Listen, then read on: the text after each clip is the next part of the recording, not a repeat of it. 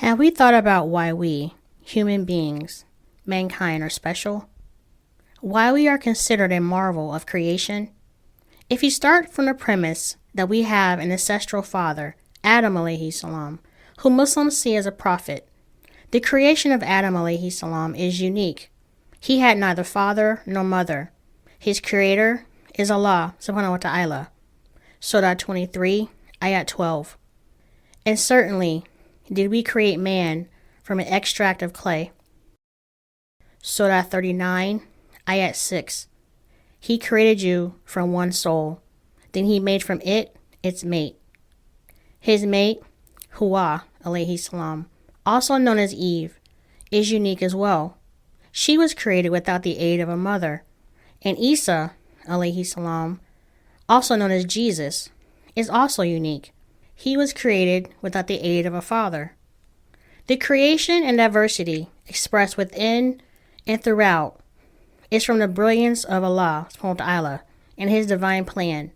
He has stated that we are to be curious and examine the world around us as a means of instruction and sustainability on His earth. But let's start at the beginning of life, the embryo. The embryo and modern science emphasis on accurate understanding developed in the 19th century. The Qur'an predates the science discovered in the last few centuries. The Qur'an revealed in the 7th century the following: Surah 23, ayats 13 through 14. Then we placed him as a sperm drop in firm lodging. Then we made the sperm drop into a clinging clot. And we made the clot into a lump of flesh. And we made from the lump bones. And we covered the bones with flesh. Then we developed him into another creation. So blessed is Allah, the best of creators. Keith L. Moore, a renowned embryologist, had this to say about the accuracy of the Qur'an.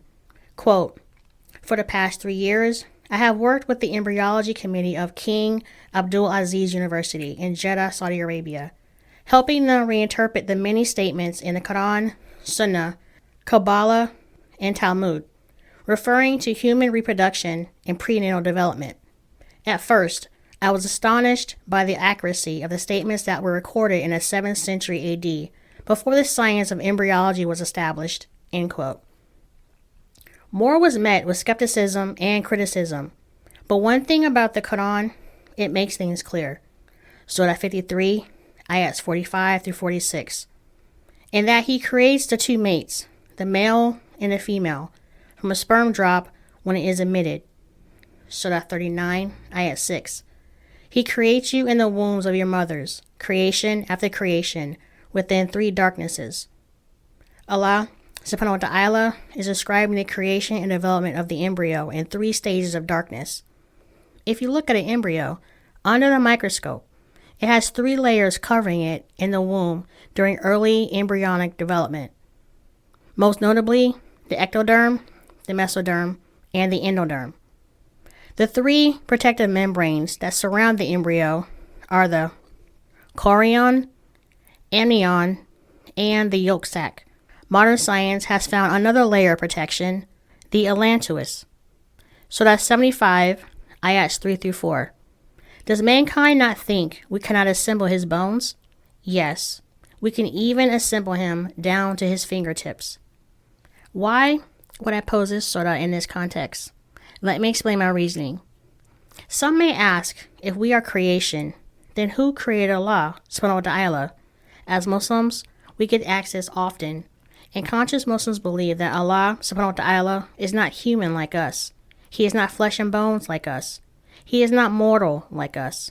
He is the Alpha and the Omega. He begets not, nor was he begotten. I understand for some, this is a stretch beyond believable, as we are conditioned to believe in tangible concepts, especially in modern day. If we don't see, feel, touch, or smell a thing, therefore it must not exist, correct? But this is what distinguishes believers versus non-believers. In the last episode, I hope I presented a view of Allah subhanahu wa ta'ala as the owner of time and space itself, because he created time and space itself. Surah 50, ayat 38. And we did certainly create the heavens and the earth, and what is between them in 6 days. and there touched us no weariness. So let's reflect on this for a moment. Does that sound like a human being to you? A day to the Creator has been expressed as 1,000 years to 50,000 years. The physical aspects of a human being require eating and sleeping. Even Jesus alayhi salam slept and ate. Allah subhanahu wa ta'ala was not born, nor will he die. Jesus alayhi salam was born, and one day he will eventually die. For Muslims believe he was not sacrificed on the cross, but taken up to the heavens, much like another prophet, Enoch, Idris alayhi salam.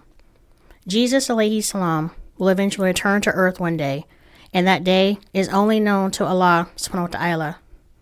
Allah subhanahu wa ta'ala does not experience death.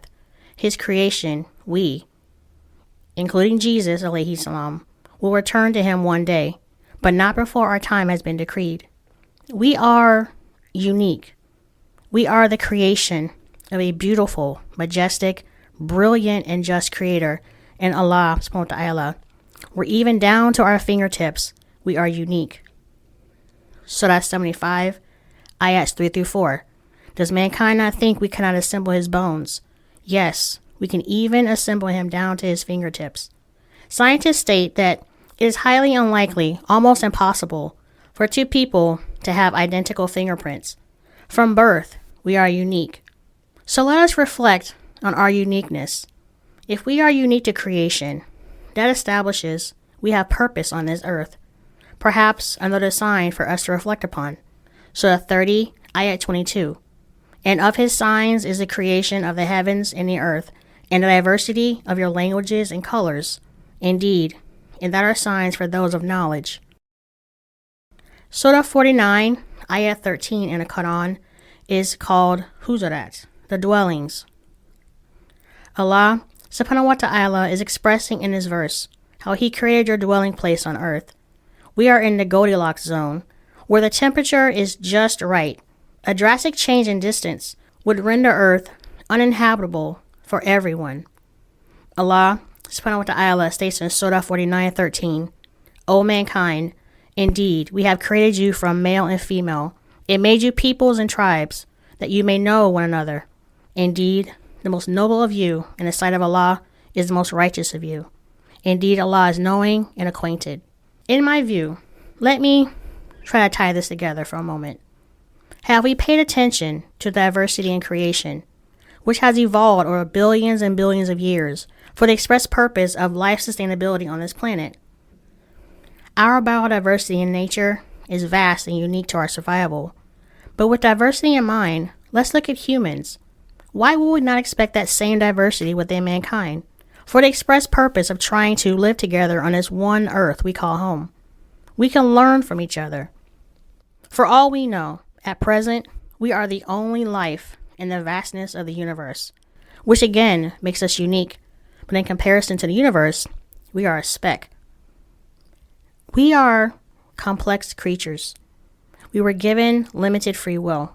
We can choose our destiny, right from wrong. Surah 4, ayat 135. O you who have believed, be persistently standing firm in justice, witness for Allah, even if it be against yourselves or your parents or your relatives, whether rich or poor. Allah is more worthy of both. So follow no personal inclination, lest you be not just. And if you distort your testimony or refuse to give it, then indeed Allah is ever with what you do acquainted. Surah 96, ayats 14 through 16. Does he not know that Allah sees all? If he does not desist, we will certainly drag him by the forelock, a lying, sinful forelock. These verses are within the same surah of the first revelation given to Prophet Muhammad sallallahu alaihi wasallam, informing him to read and to have mankind reflect upon his origin of when he was once a clot of blood, now reflecting upon us on the day of judgment, where we will be asked about our deeds. If we testify for or against us, our bodies will testify for or against us, and the liars and sinners will be dragged by their forelocks. For the forelock is the region on the front of the head in the prefrontal cortex. According to brainfacts.org, the activity in the prefrontal cortex increases when people lie, another sign of science that is within the Qur'an centuries before the discovery by scientists. The Qur'an is no ordinary text. It is unique, like us, Allah's creation, a notion to reflect upon as we navigate through our life. It is your choice to believe if we are a divine creation, or if all of this that exists between the heavens and the earth is a cosmic accident. But the reality is that we do exist, and that is a gift. Rare, beautiful, and unique. Just like us. Surah 41, Ayah 53. We will show them our signs and horizons and within themselves until it becomes clear to them that it is the truth.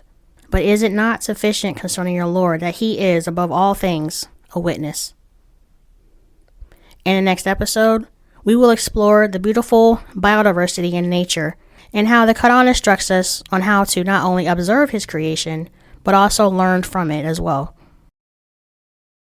I'll see you in the next episode. Assalamu alaikum. Peace be with you.